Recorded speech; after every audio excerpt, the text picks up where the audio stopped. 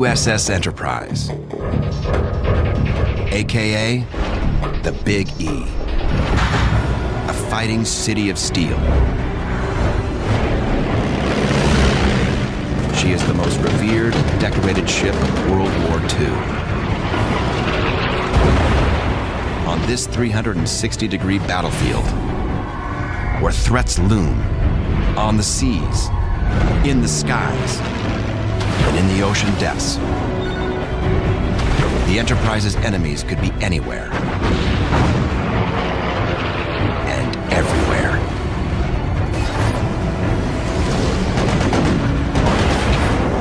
Now, follow this sea-bound band of brothers through 4 years of hell.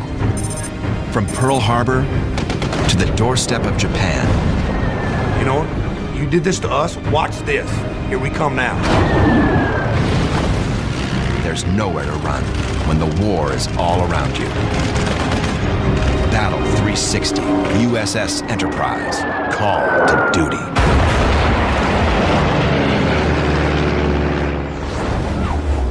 This series is brought to you with limited commercials by the men and women of Enterprise Rent-A-Car. The Central Pacific, February 1st, 1942.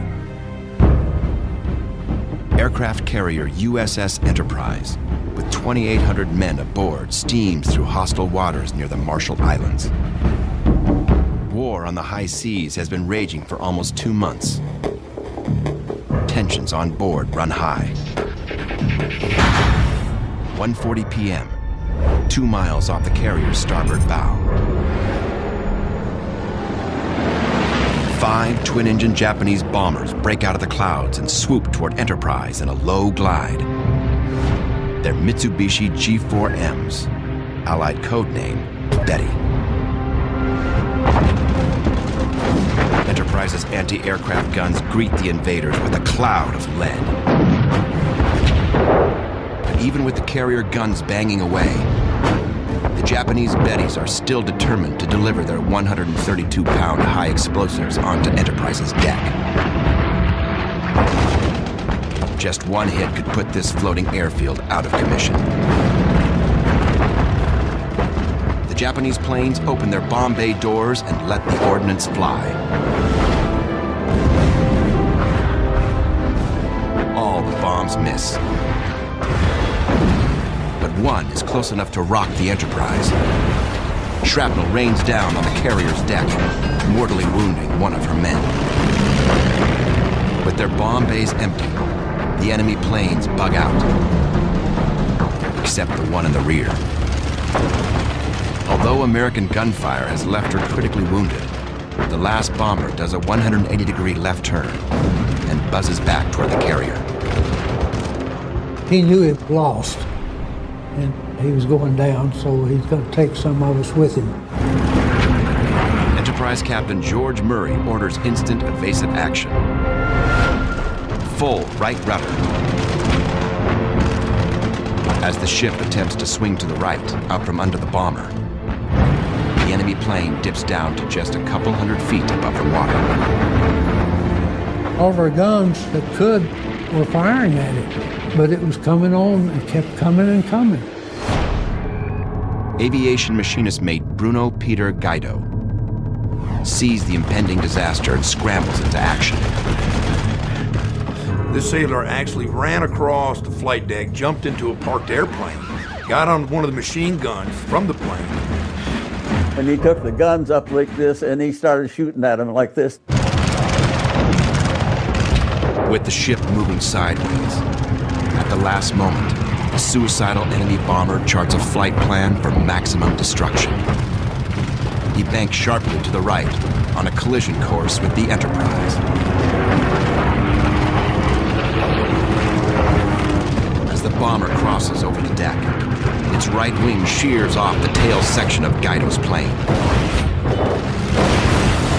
But the intrepid machinist's mate is unhurt and still firing as the enemy plane skids off the carrier deck. And the gunner took the plane around, shot him in the other time so he hit the ocean.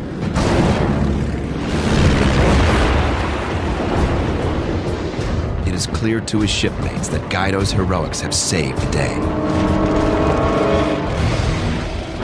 His quick action spared the carrier a devastating blow.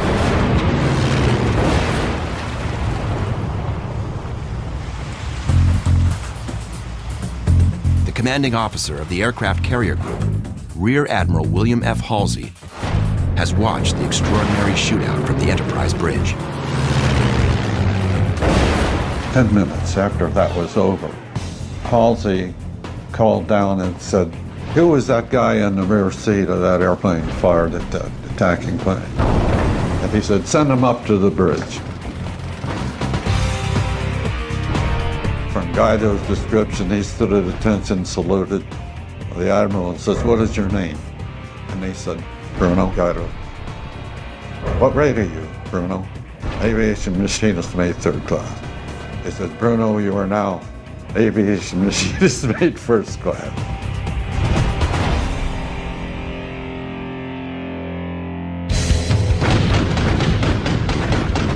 For Enterprise's sailors, it's just another day on the job. One of many close calls they, and the most revered aircraft carrier in history, will face over the coming 4 years. So these guys on the Enterprise had a 360-degree view of the entire war. You've got a surface threat. You've got an air threat. You've got subsurface threat. So it's all around you, above and below you, was their battle space. A ship earns 1 battle star for every major battle she fights. By the end of the war in the Pacific, the Big E will earn 20 of them. 3 more than any other ship, and 7 more than any other carrier. And the nickname? Lucky E. A lot of the people called the Enterprise the Lucky E, but I don't think she was so lucky as she was good.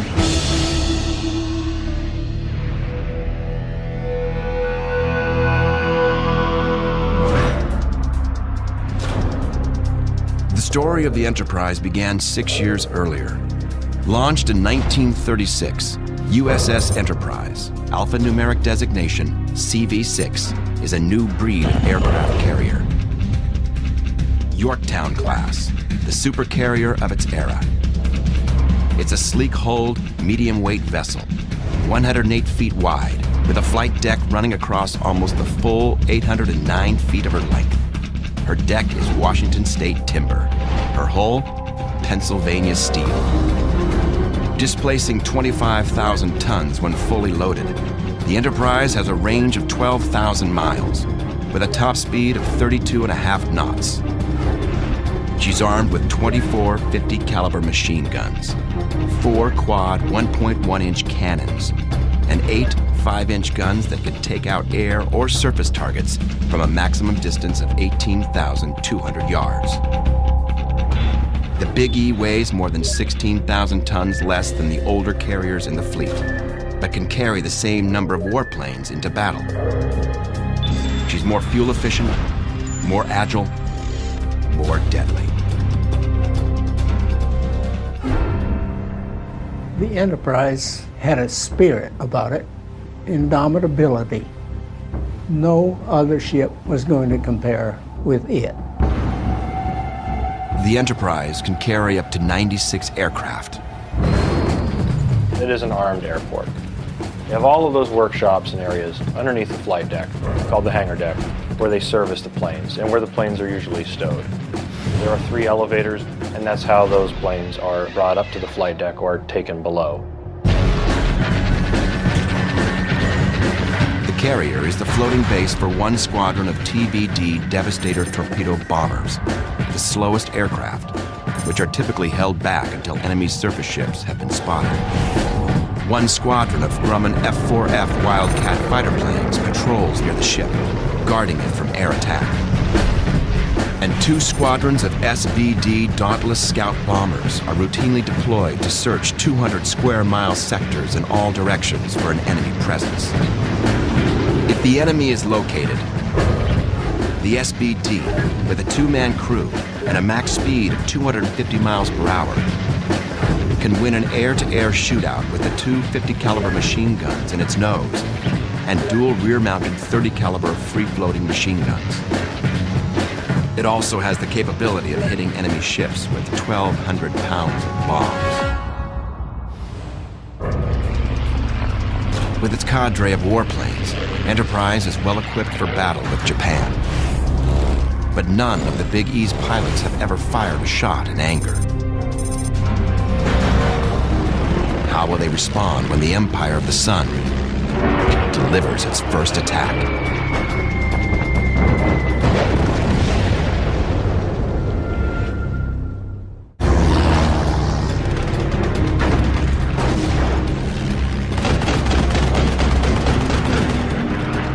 War with Japan is imminent. And while USS Enterprise is the supercarrier of her era, she won't be fighting alone. At sea, the carrier is like the quarterback of a football team. She's defended by cruisers and destroyers on the surface of the water around her, by scout planes, bombers, and fighter planes launched from her deck and patrolling the skies overhead. And sometimes, even by submarines beneath the waves out in front. The escort ships that sail closest to the carrier are the destroyers. A destroyer is a relatively small warship, typically with a displacement of about 2,200 tons, a length of some 400 feet, and a width of about 40 feet. Like Enterprise, a destroyer's largest guns are her dual-purpose 5-inchers, capable of firing 5-inch projectiles at either surface or air targets. When taking on airplanes, these guns don't go for a direct hit. They send up a barrage of shells, known as flak, which are fused to explode at a specific altitude, hopefully taking out any aircraft that are approaching the fleet. The explosions send out blasts of shrapnel that leave behind those distinctive puffs of black smoke. The destroyers were the last line of defense before the Japanese could get to the carriers. Larger gunships, called cruisers, are typically more distant from the carrier to serve as her first line of defense. Their primary mission is to protect that carrier at all costs. Everything else is secondary. It was a team effort. U.S. submarines also occasionally lend the carrier a hand. They're the eyes and the ears of that whole fleet. They can virtually be undetected. They're great for reconnaissance, and they can sink ships before they even know that they're there.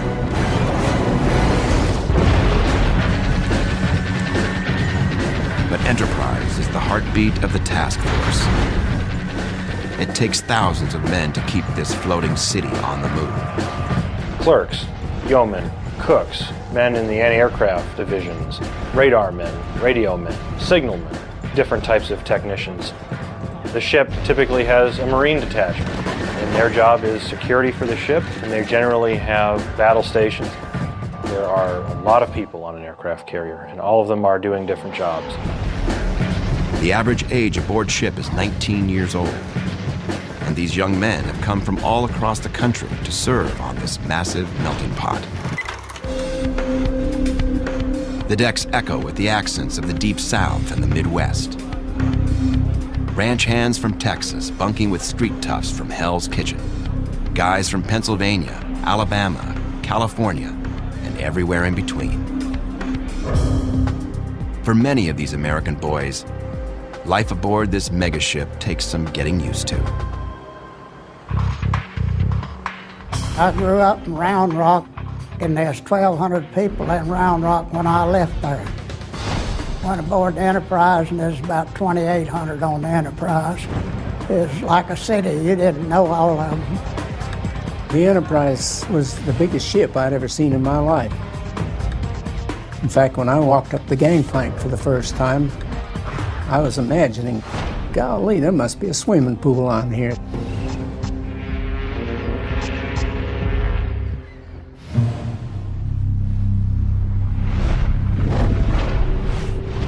In 1941, the crew was still a largely unproven group of sailors and Marines.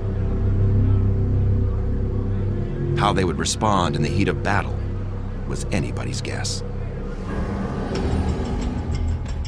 Being afraid carries a lot of baggage with it. I was never so afraid that I wasn't able to carry out all my responsibilities 100%, because I, like everybody else aboard that ship, was determined we were not ever going to let our shipmates down.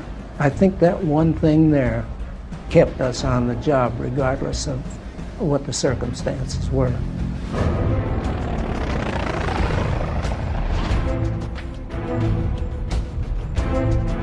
Toughness starts at the top.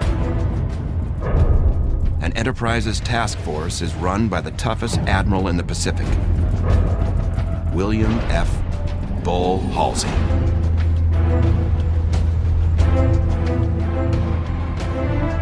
Halsey's fearless and disciplined.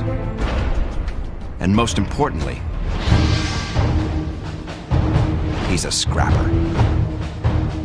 Bull Halsey was a man of great personal will, a firm commander, a man that wanted to be in the middle of the action, in the thick of the combat. He was a fighting admiral.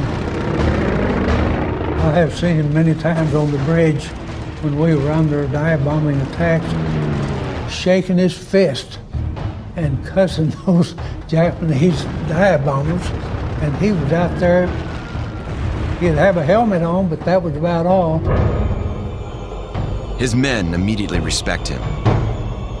And over the next several months, they will come to love him too.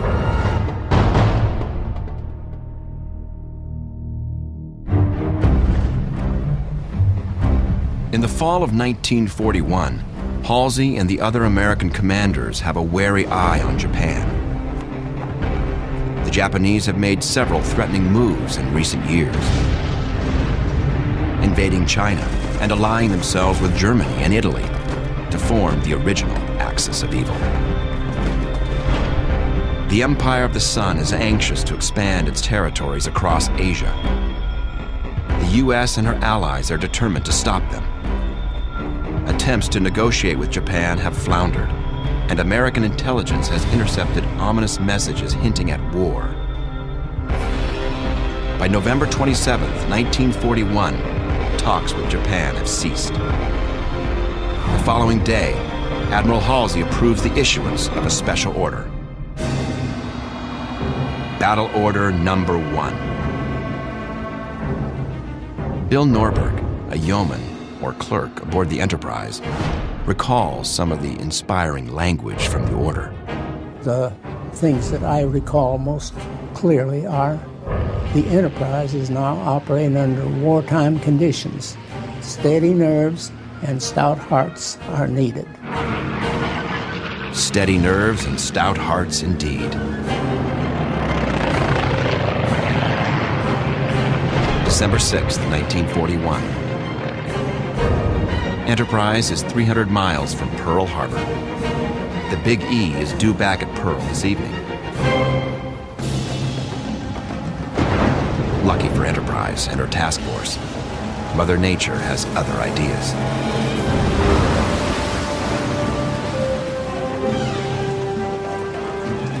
We ran into a terrific storm. And we fairly well weathered that in the pretty good-sized ship that we had. But our little tin can destroyers were bouncing about like baubles on the water. They used up so much of their fuel that we had to slow down and stop and refuel them. This twist of fortune will actually keep Enterprise and her task force from the far worse fate awaiting the ships docked at Pearl Harbor. Despite the storm, Enterprise still manages to launch 18 scout bomber planes on a routine reconnaissance mission on the morning of December 7th. But this morning will be anything but routine. 200 miles to the east, 353 Japanese warplanes are headed for a date with infamy.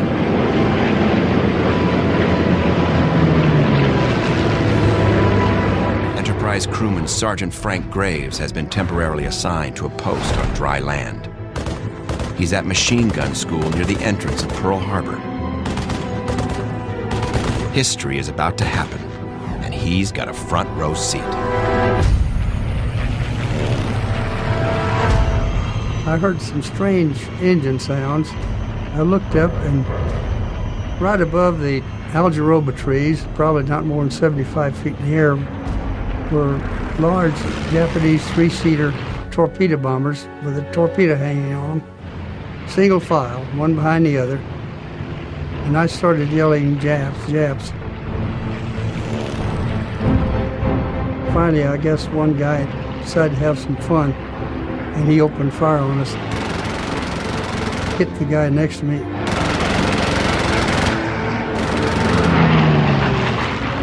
Although Enterprise herself is not in the thick of the battle, Pearl Harbor provides a preview of the fearsome firepower the ship will soon be facing.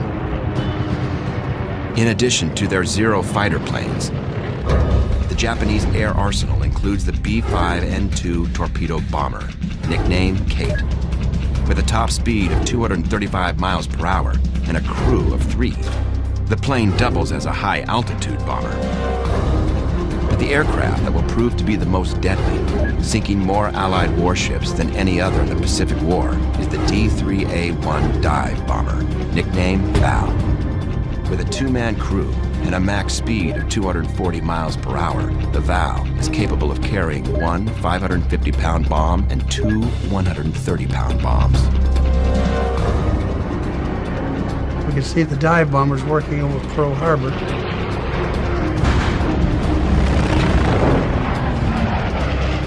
Later on, some high-level bombers came in Pearl Harbor, and I suspect that's the one to get to Arizona.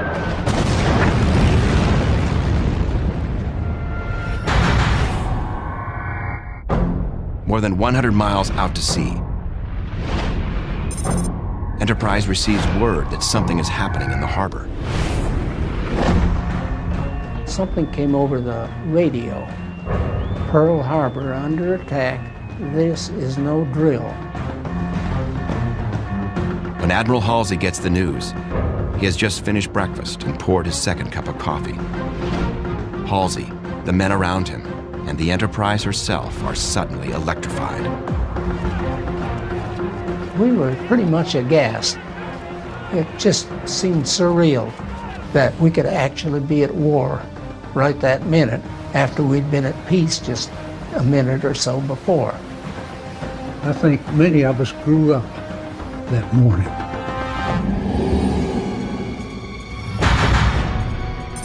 Beyond the horizon to the east, the men of Enterprise's Scouting Squadron 6 approach Pearl Harbor and begin to notice that something is very wrong. We could see the smoke billowing up from the island. And I said to the pilot, "What the hell is the Army doing holding maneuvers on a Sunday for?" The true state of affairs is about to become very clear.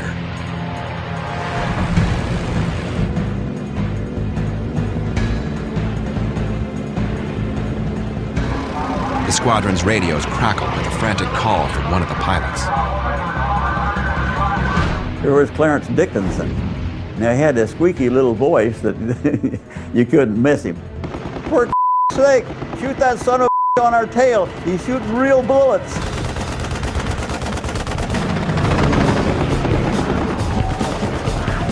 As Dickinson roars into the fight at Pearl,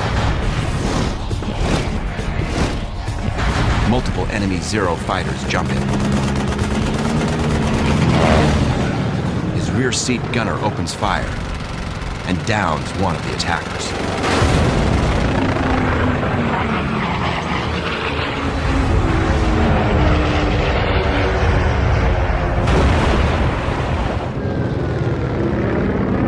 But finally, Dickinson's plane succumbs to the barrage of enemy bullets. He didn't die. His gunner was killed, but he parachuted and he made it back and got to fly another plane just right away. Dickinson may have survived, but the first tangle with the enemy has been devastating. 6 of the 18 planes Enterprise launched that morning are lost. And for 11 of her airmen, the first battle of the war will also be their last.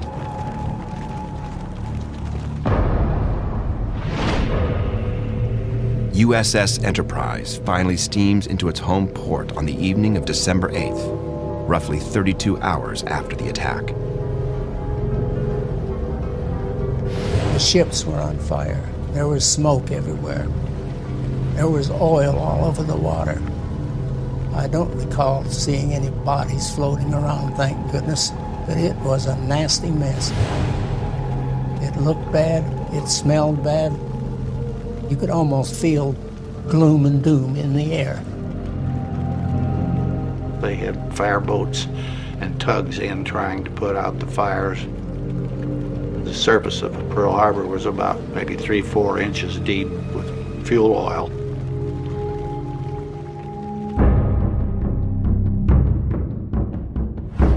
Surveying the destruction, Admiral Halsey swears that when he's done, the Japanese language will only be spoken in hell.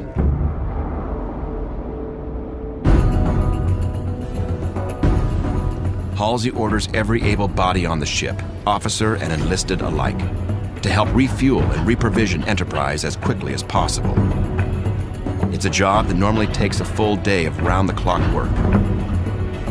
On this day, the men get it done in 7 hours. For the USS Enterprise to roll into Pearl Harbor, see all that carnage, for them to do what they need to do, within 7 hours, turn right back around and get back out to sea, most people would think that would be pretty amazing. I just think that it just shows the American spirit. That, you know what, okay, you did this to us, watch this. Here we come now. The sneak attack on Pearl has crippled the American Pacific Fleet. 4 cruisers, 5 destroyers, and 4 auxiliary ships have been damaged or destroyed. None of the fleet's 8 battleships have been spared. 4 are sunk, and the rest have taken heavy damage. But by striking when none of the 7 U.S. aircraft carriers were in port, the Japanese made a critical mistake. And they know it. Starting now, Enterprise and her fellow carriers are at the top of the enemy hit list. Of course, the Japanese wanted them carriers. Because, first of all, they're taking out one of our ships, then they're taking out airplanes, and they're taking out personnel all at the same time. So they're like killing 3 birds with 1 stone. They believe if they could have knocked out all of our carriers, that they could win this war hands down. We knew that we were an awful big target. Enterprise sails out of Pearl on Tuesday morning into a strange new world, where the threat of death looms just over the horizon. I suspect every one of us probably would have had in our mind, well, why did this have to happen? But now that it has, what are we going to do about it? When we went back to sea on Tuesday morning, for all we knew, we were right into the jaws of the Imperial battle fleet. So we were a bunch of scared sailors. Understandably, tensions are high aboard Enterprise and within her task force. Fear of enemy submarines is pervasive. All eyes are open for them. Someone spotted something they thought was a periscope, and of course the destroyer escorts opened fire on it. Dropped a few depth charges around. This thing kept bobbing up periodically. And they finally got up close enough to see what it was. Someone had lost a mop overboard somewhere during the line, and this thing was, the mop handle kept bouncing up toward the surface. And everyone was a little bit amazed about all the depth charges and ammo was wasted on that mop.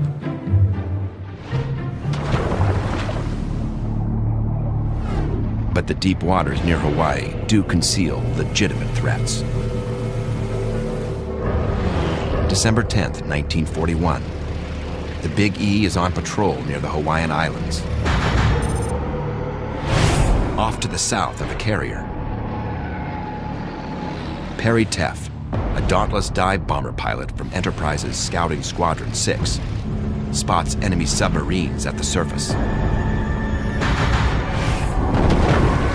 Submarines have to come up for air at least once every 24 hours in order to run the diesel engines that recharge their batteries.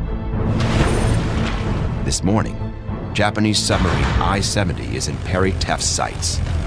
Time for some revenge. The American pilot swoops in and drops a 1,000-pound bomb.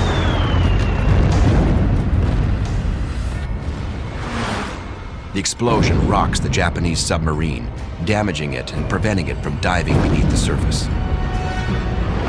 Sometime later, fellow Enterprise scout pilot Clarence Dickinson, the man who parachuted from his damaged plane at Pearl Harbor, takes another dangerous dive on I-70.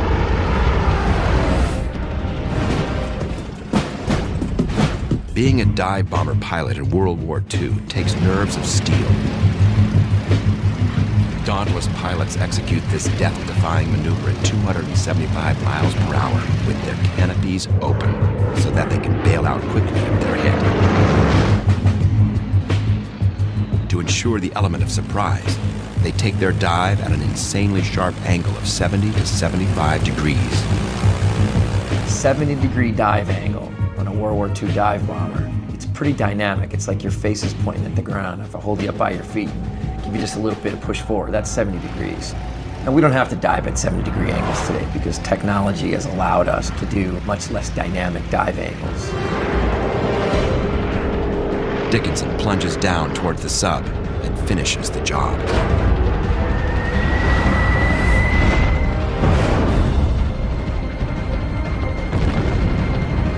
Payback. It's the first enemy ship sunk by the U.S. Navy in World War II. And the kill belongs to USS Enterprise.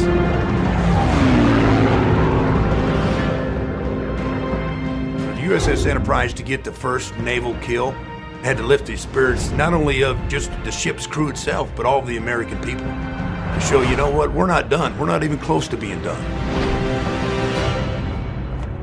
Enterprise carries on with its patrol duties in the waters near Hawaii until late January 1942. Try as it might, the ship has no luck locating enemy planes and surface vessels near its home islands. The Japanese fleet has long since retired to distant waters.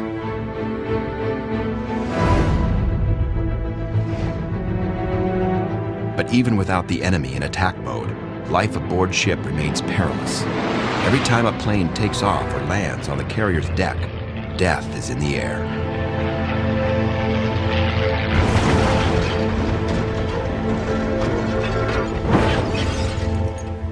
Landing on aircraft carrier is always a difficult maneuver. Eventually, with enough experience, you get to the point where you can actually enjoy day landings. Night landings are always not enjoyable. From the time of the very first carriers, the Navy set out to document any aviation mishaps so that when mistakes are made, other pilots on board and across the entire fleet can learn from them. James Barnhill, the ship's bugler, is also a skilled photographer. One of his jobs is to film these death-defying takeoffs and landings. I saw so many that would bounce and go over the side or came into one side of the flat deck or the other and go into the catwalk.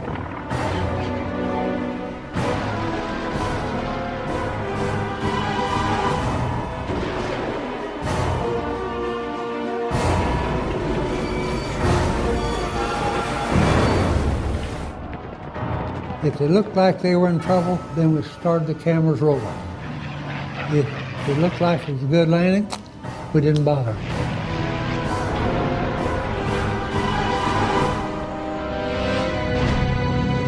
The pilots know that if they see the cameramen stand up and start rolling, it means they're probably heading for a rough landing. They would just be sitting up there like vultures waiting to snap pictures of another crash. Back in the day, the pilots would call that area the vulture's nest. And that name is stuck through today.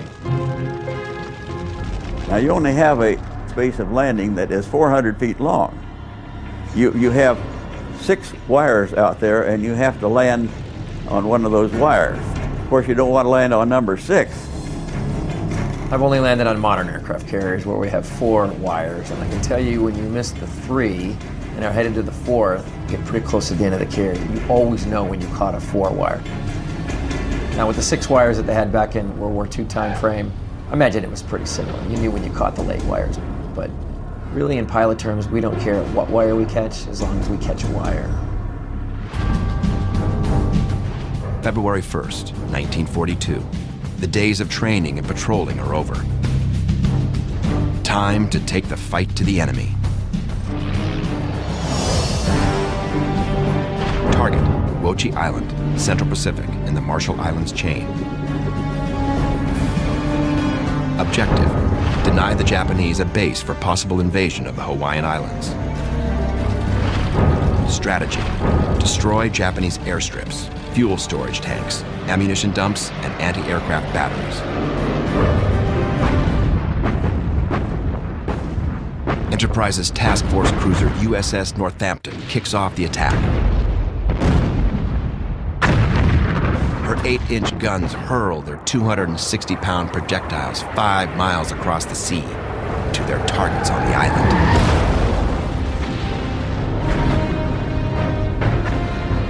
Closing to within 3.5 miles, Northampton can now use her smaller 5-inch guns to assault the shore batteries. They were firing shells over the Japanese shore batteries. And instead of hitting the shore batteries with direct hits, the shells were exploding over the shore batteries, and showering those positions with shrapnel. USS Northampton is 600 feet long and 66 feet wide and displaces 9,000 tons. She has a top speed of 32.5 knots. With 9 8-inch guns, 4 5-inch rifles, 8 50 caliber machine guns, and 6 torpedo tubes, she is a force to be reckoned with.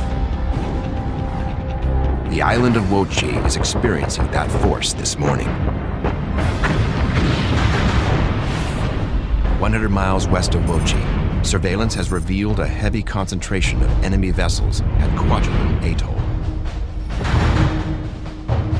So while Northampton takes care of Wochi, Enterprise sends its SBD bombers to strike the Kwajalein anchorage. Dusty Cleese speeds south toward an outpost on tiny Kwajalein Island.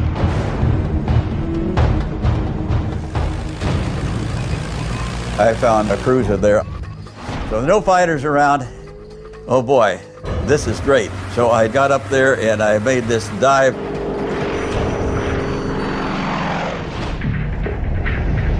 Dive bombing is almost unheard of in modern warfare. Precision-guided bombs that can be deadly accurate from 40,000 feet have made this risky maneuver obsolete.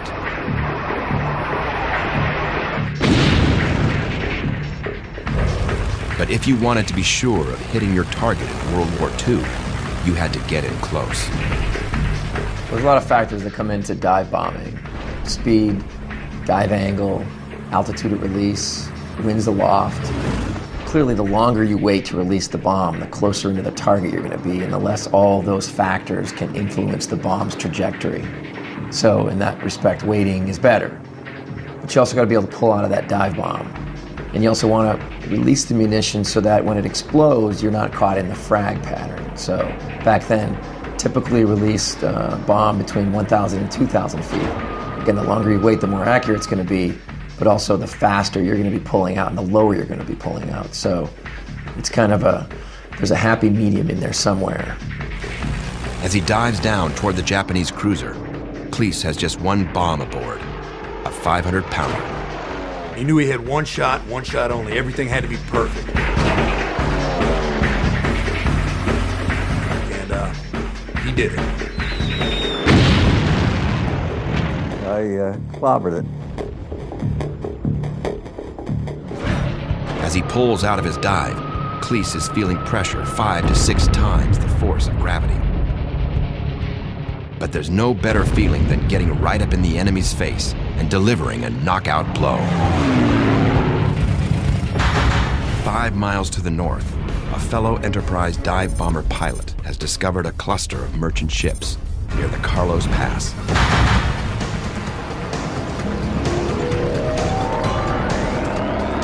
He scores a well-timed hit on a tanker scrambling toward the channel's mouth.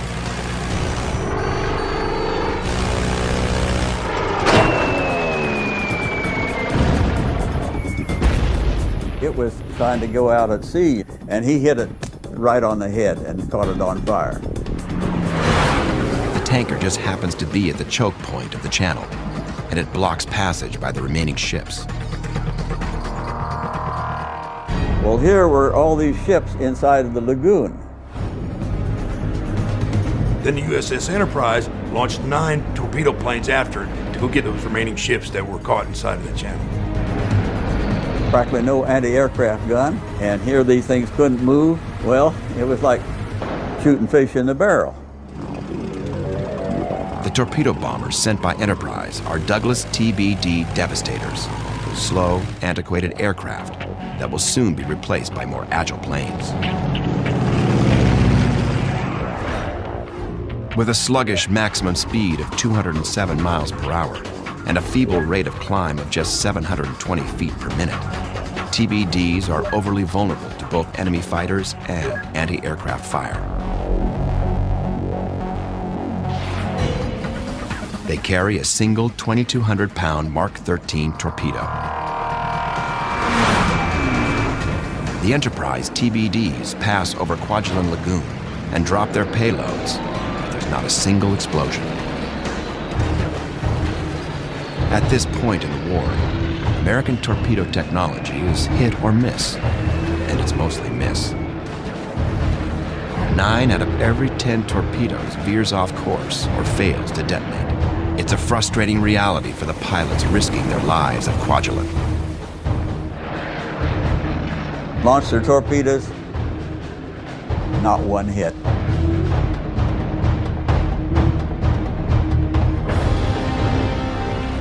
Luckily, there are American bombers in the area too, and their explosives are working just fine. Kwajalein Harbor is a smoking, burning wreck by the time Admiral Halsey calls off the attack. Some 90 enemy personnel are killed at Kwajalein, including the area commander.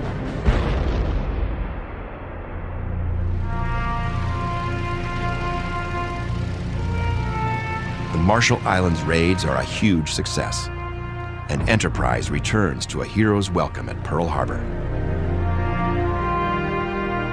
We were standing out there and cheering.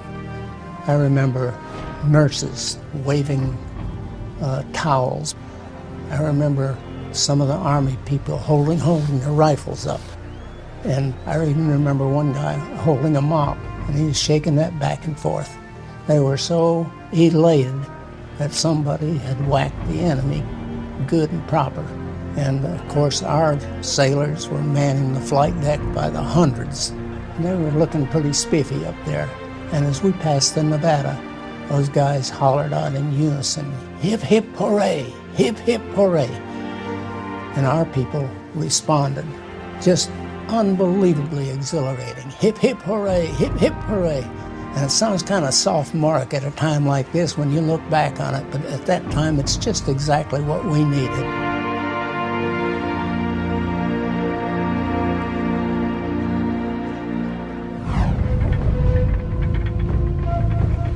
The sailors and airmen of Enterprise will soon get yet another small taste of sweet revenge. Mid-April 1942. Sailors on the deck of USS Enterprise notice that the air is getting chillier.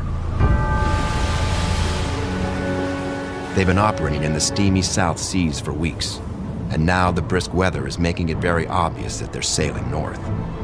But only the Admiral seems to know why. Tension aboard Enterprise is still high. At any moment, the calming sounds of the sea could be interrupted by the whine of a Japanese Zero or a torpedo broadsiding the ship.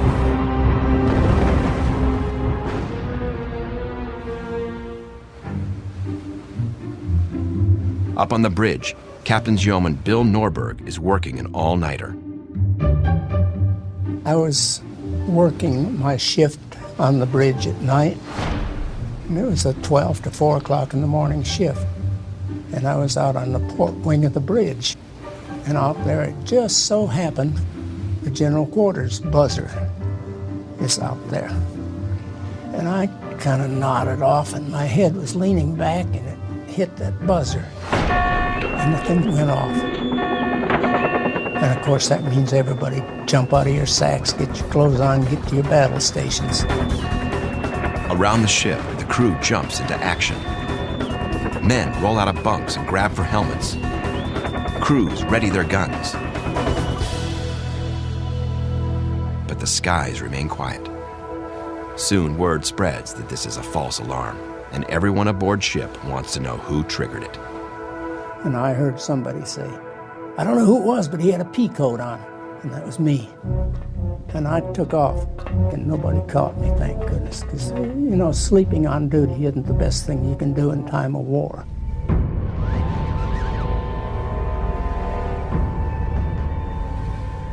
At roughly 6 a.m. on the morning of April 12th, the men of the Big E and her task force notice a completely unexpected sight in the distance. I walked out from the comm shack on the walkway, and I looked over there, and I couldn't believe my eyes. The surprise vessel is friendly. It's their sister carrier, USS Hornet, but she's carrying mysterious cargo. There was something wrong with Hornet's silhouette. What was wrong with it is the flight deck was half covered with these big, strange-looking airplanes that were not painted Navy colors, and they weren't naval aircraft. And they finally figured out they were B-25s, and they had Army camouflage painted on them. The Army B-25s are here to make a bombing run on the heart of Japan. Target: Tokyo and other industrial centers around Japan. Objective: take out factories and munitions plants and demoralize the enemy by assaulting our homeland. Strategy: attack with 16 B-25 bombers launched from USS Hornet. I don't like to use the word revenge, but sure. I mean, there was some revenge that they wanted to get some back. You know, they were mad. And they weren't stand for it then, and we don't stand for it now. You know, you reach out and you hurt us, we're coming after you. And you know what? There ain't a damn thing you can do about it.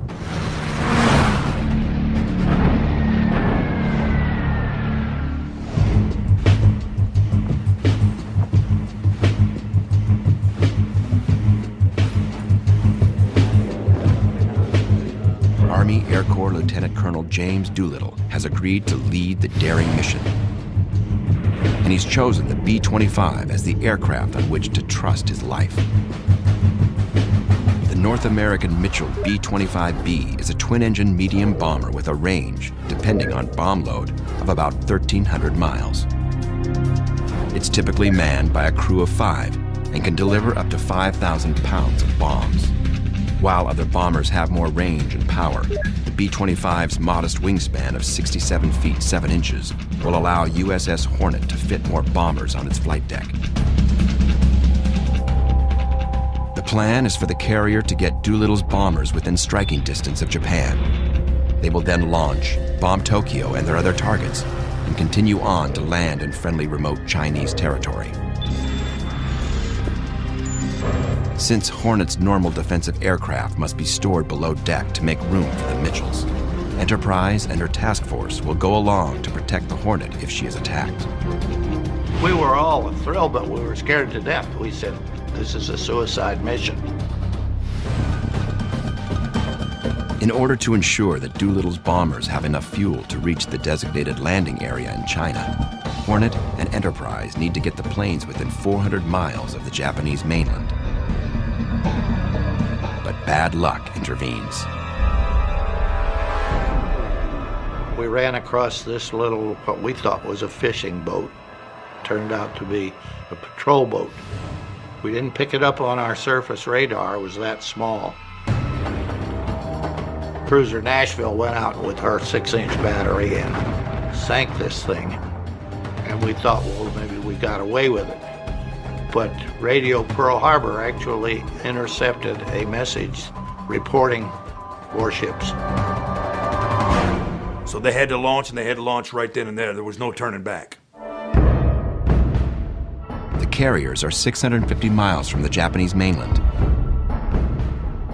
It means Doolittle and his men might not have the fuel to make it out safely. They choose to go anyway. At 8:20 a.m., on the cold, damp, and blustery morning of April 18th, 1942, the B-25 Mitchell bombers prepare for takeoff. High wind, high seas, carrier racing 30 knots, pitching and bucking like a Bronco, about 25 knots headwind. Wind on the flight deck of the carrier is 55 knots. The pilots have more to worry about than the weather. Carriers like Enterprise and Hornet weren't designed to launch planes this heavy. And this is the first time a B-25 has attempted to take off from a carrier in combat. That aircraft wasn't designed to be taken off in an aircraft carrier, so they really had to get as much wind over the deck as possible, because wind over the deck translates to flying speed off the angle. Once the bombers are speeding down the flight deck, there's only two places they can end up. With enough speed, they'll be in the sky. Too slow, and they'll be in the sea. Taking off in a high wind, high sea environment is always tricky. Your number one priority right there is going to be making sure that the aircraft is lifting off the end of the deck when the bow is high. Making it even more difficult, the bombers have been stripped of all non-essential items to make room for more fuel and bombs. They're even heavier than usual. Colonel Doolittle himself is the first to go. You got all these aircraft stacked up on the flight deck, so the first guys to take off have the least amount of runway. Doolittle's bomber struggles off the deck, but manages to stay airborne. And the second one to go off almost dipped into the water.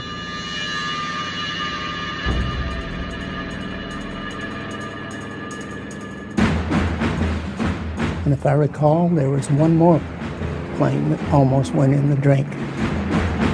But all 16 of them got on their way.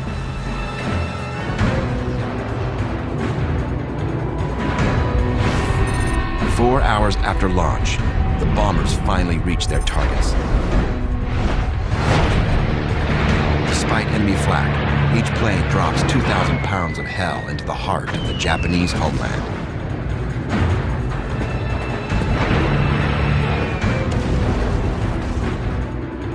They then turn toward the Chinese coast and their designated landing area. But as the last drops of fuel funnel from the bombers' tanks, most of Doolittle's air crews have no choice but to bail out or crash land.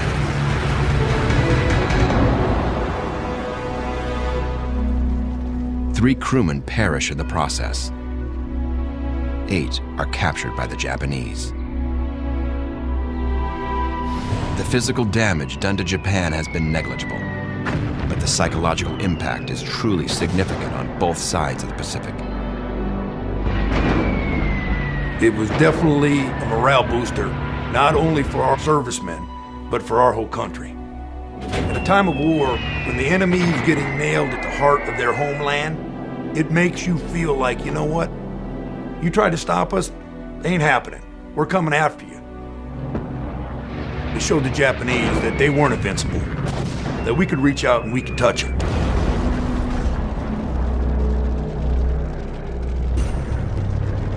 The first 6 months of the war have been a trial by fire for the crew of the Enterprise.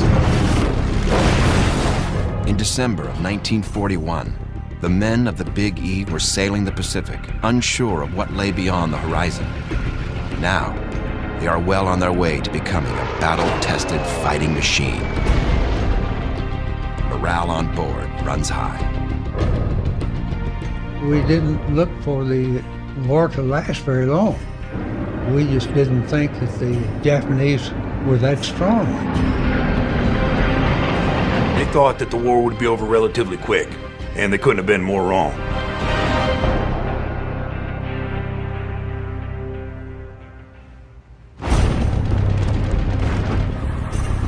Soon, the pilots and gunners from the Enterprise task force will come face to face with the enemy again.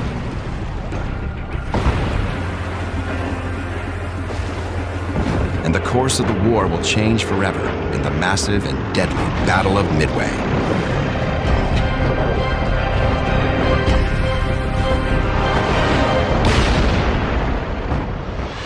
Out of commission. The Japanese planes open their bomb bay doors and let the ordnance fly. All the bombs miss. But one is close enough to rock the Enterprise. Shrapnel rains down on the carrier's deck, mortally wounding one of her men. With their bomb bays empty, the enemy planes bug out, except the one in the rear.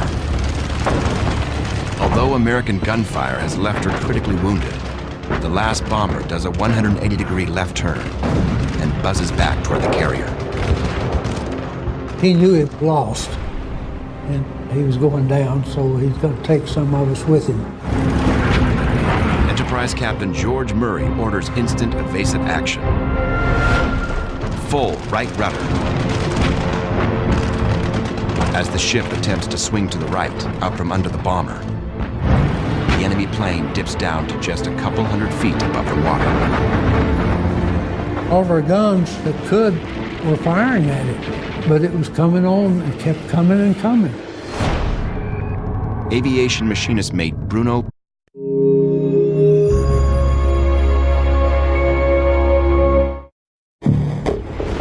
USS Enterprise,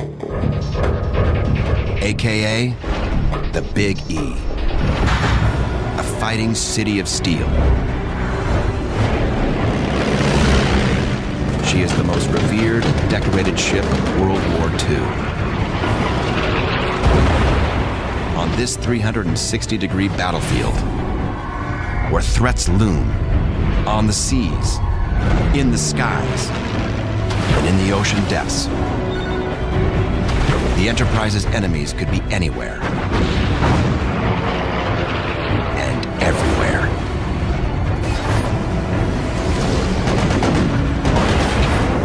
Now, follow this sea-bound band of brothers through 4 years of hell.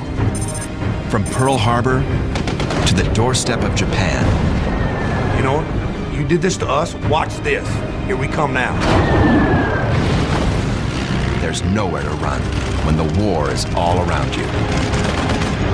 Battle 360, USS Enterprise, call to duty.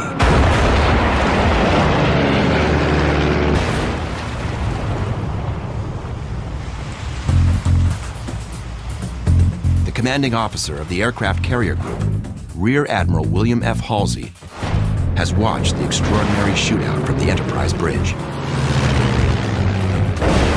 10 minutes after that was over, Halsey called down and said, "Who was that guy in the rear seat of that airplane fired at the attacking plane?" And he said, "Send him up to the bridge." From Guido's description, he stood at attention, saluted the Admiral and says, "What is your name?" And he said, "Bruno Guido." "What grade are you, Bruno?" "Aviation machinist mate 3rd class."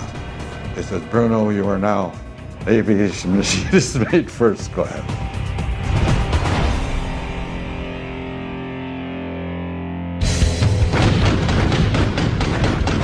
For Enterprise's sailors, it's just another day on the job.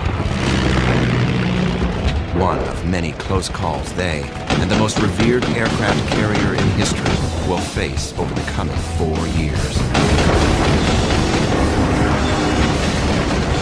You know, these guys on the Enterprise had Peter Guido sees the impending disaster and scrambles into action. This sailor actually ran across the flight deck, jumped into a parked airplane, got on one of the machine guns from the plane. And he took the guns up like this and he started shooting at them like this.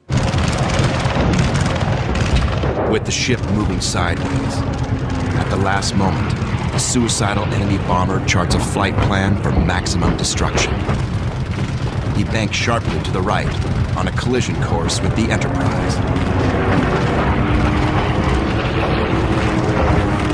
As the bomber crosses over the deck, its right wing shears off the tail section of Guido's plane. But the intrepid machinist's mate is unhurt and still firing as the enemy plane skids off the carrier deck. And the gunner took the plane around, shot him in the other time until it hit the ocean.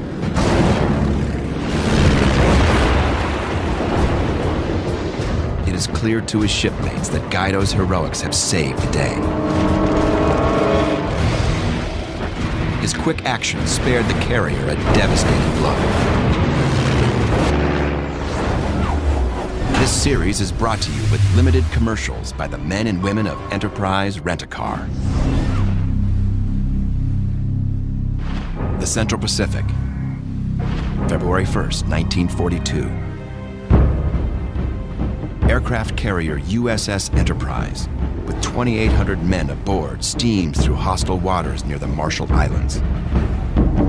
War on the high seas has been raging for almost 2 months. Tensions on board run high. 1:40 p.m., 2 miles off the carrier's starboard bow. 5 twin-engine Japanese bombers break out of the clouds and swoop toward Enterprise in a low glide. They're Mitsubishi G4Ms, Allied codename Betty. Enterprise's anti-aircraft guns greet the invaders with a cloud of lead. But even with the carrier guns banging away, the Japanese Bettys are still determined to deliver their 132-pound high explosives onto Enterprise's deck. Just one hit could put this floating airfield